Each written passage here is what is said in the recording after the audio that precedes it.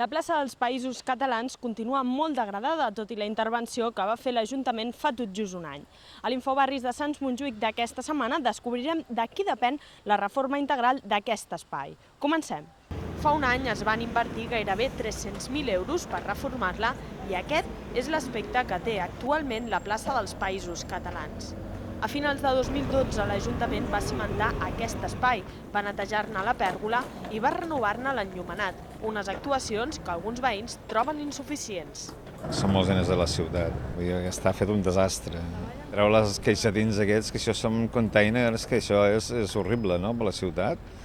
I doncs arreglar això, no? Això, un pedaç, això t'ho faig jo en 4 hores. Els que sí que han notat els canvis de la reforma són els taxistes. Feia temps que demanaven una parada en aquesta sortida de l'estació de Sants i l'Ajuntament hi va accedir.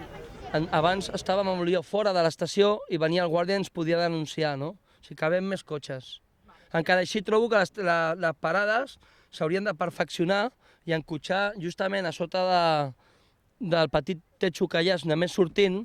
Des de l'Ajuntament recorden que la reforma integral de la plaça no depèn només d'ells. Hem fet les actuacions que havíem de fer, que ens vam comprometre, ens hi hem gastat una xifra important, evidentment insuficient, perquè la millora de la plaça definitiva encara s'ha de produir. El districte espera que les obres de l'AVE acabin el més aviat possible.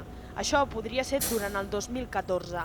Aleshores, Adif, després de signar un conveni amb l'Ajuntament, haurà de finançar la reforma total de la plaça i tornar a aquest espai l'aspecte que tenia quan es va inaugurar el 1983.